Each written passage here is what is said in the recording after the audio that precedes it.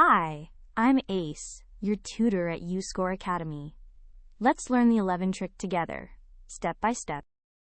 Today's trick feels like magic.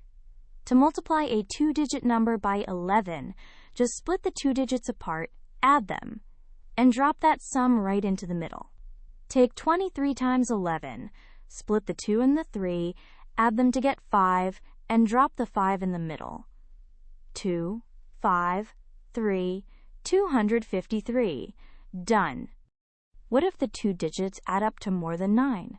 Then the middle has two digits, so you carry the extra one to the left, just like normal adding.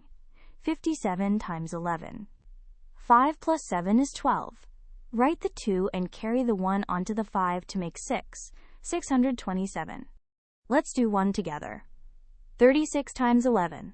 Add the outer digits. 3 plus 6 is 9. That's small enough, so no carrying. Drop the 9 in the middle. 3, 9, 6, 396. Now you try 45 times 11. 4 plus 5 is 9.